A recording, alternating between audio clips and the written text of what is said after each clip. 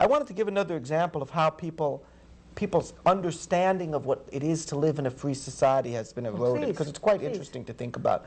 I was reading about this.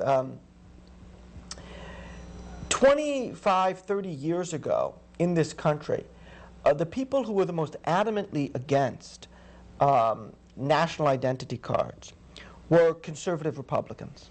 There's no question about it. If you do the research, you'll see they were the most adamant against it. In fact, conservative Republicans sometimes spoke up against the idea of putting people's pictures on driver's licenses. Nowadays, we flash forward now, there's a ridiculous issue that's out in the news you hear about all the time, which is this idea of driver's licenses, they say, for illegal aliens. Doesn't make any sense. 30 years ago, there was not a state in the Union, I'll have to check this, but I'm pretty certain not a state in the Union that required proof of citizenship to acquire a driver's license. Not one. Wow. No one ever. What sense does that make? Could you? What do you do? A driver's license is a license that shows that you know the rules of the road and gives the state knowledge as to where you live, so that if you get a ticket can be sent to you to assure that you appear in court. That's all it is. It can never be proof of citizenship because they're issued by states, not the federal government. States can't determine citizenship to begin with. So this whole issue that's going on about whether or not illegal aliens should driver's license makes absolutely no sense. Conservatives used to be the most adamant about this. What is this? How can the government inquire as to whether or not I'm a citizen when I go down to get a driver's license? What right is it of the government to do this? They believed in limited government. This was a conservative value, a very core conservative belief.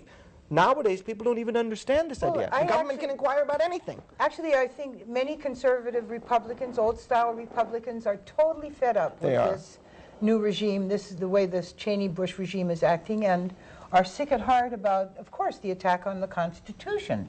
And this is where, at many places, left and right do meet up. Yeah. And that is, I mean, true left, true right. Mm-hmm. In fact, I often say the bad right is just lefties who don't read. If they would read a little more, they would see that the black planes are not what they think they are. But anyway, yeah, this is a very good example of the things that people don't recognize about what we have lost. Right. And it's really a little bit like you never miss the water till the well run dry. Well runs dry. We were counting on something. With this National ID Act, which the ACLU is working on, the Real ID Act and some of the things that it requires, part of it is absolutely fascinating. If you think about it, if you've gotten your driver's license prior to when they asked you about your birth certificate, if you were to renew your license, you just renew it in the mail. They just ask you to renew. Now, in theory, I guess, and this has been written about, people would have to go down to the DMV. You would have to go down and prove that you were a citizen. It's actually difficult for many people to prove that they're a citizen. Of course, if you don't have a passport. Yes, I mean, how do you prove that you're a citizen? I was born in the country. Where's your birth certificate? Do I have to get a certified copy of my birth certificate from the state I was born in? Some people were not born in. There were still many people who weren't born in hospitals. Maybe they don't have a proper birth. Maybe they didn't apply for a proper birth certificate at the time. It's amazing. The mechanics of it would just be unbelievable. And there was that other issue that I believe we discussed at one of our meetings concerning, are they going to create now a national database of driver's license information so every state has it, so that there's one searchable database, everybody knows where everybody is at every minute. It's nightmarish. It could easily, you know what, I heard one lawyer talking about the FISA taps, saying that it wasn't what did he say, it wasn't a phone tap, it was a country tap. AT&T actually just plugged the whole country into their tape recorder for a little while, and I often wonder if that's not the reason that we have such pusillanimous, that means frightened, Congress people, because too much spying was done before they got to vote, and I'm sure that there's not a congressperson in Washington who doesn't have something that they're hiding. Right. But they might be hiding things that you take a look at this situation with this Senator Larry Craig. I mean, I don't know, I don't like his politics, but for God's sake, what are the police doing investigating what people are doing in bathrooms? It doesn't even make sense. It's crazy. Well, it does make sense with Larry Craig because he's been so harsh on gay people. You know, if you're going to make trouble for the people that you are one of, when it comes around and hits you in the neck, a lot of people go, "Oh, great, they got Larry." So now we have a local chapter. Yes. And they're going to get active around the drone and the IC Well, spy we're going to be plane. active in a number of areas. This just popped out just before we got here today. And that fits us so well. So it's an issue right now, but there are other issues that are perking along that we have a concern about that we still haven't decided totally how we're going to take a position on, but we're working on ones. One thing we're working on is with the Library Authority, which has been in the paper. You have 2 minutes to talk about the future.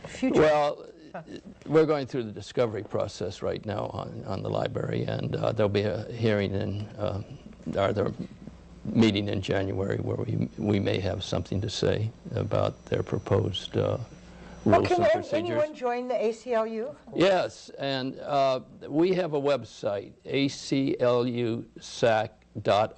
That's easy enough. And if anybody has an interest in being involved in the ACLU, go to the website. You don't have to be a lawyer? Absolutely Oh, not. no. We don't like lawyers. No, we have a number of people from the real world that. You mean who work for their money? Yeah, I like lawyers, and I love Jeff. Oh, I love Jeff. He's the best. It's okay. You know, don't insult me and don't use that 4-letter word around me that begins with a W. That's hurting. I sometimes forget that he's an attorney.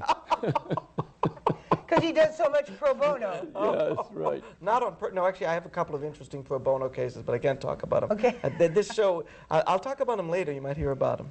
So if people join up, they can take part in the discussions of what the ACLU, the local ACLU Absolutely. might Absolutely. take And we are part looking in. for, we will be looking for new people to be on the board.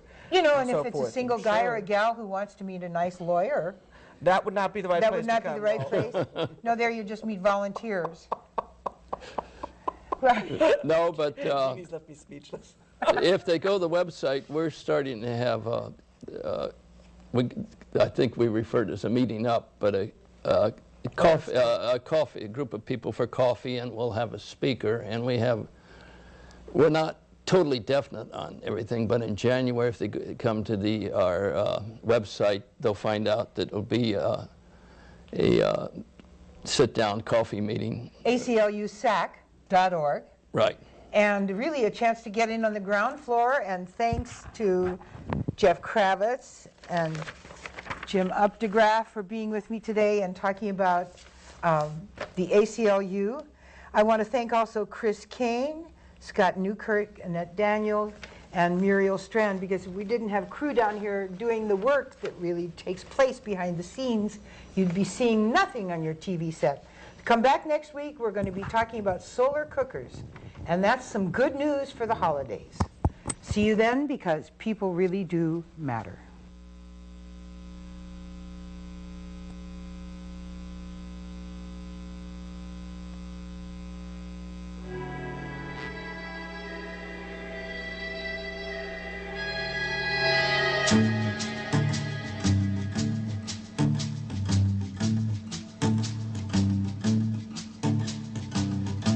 From a blue planet light years away, where everything multiplies at an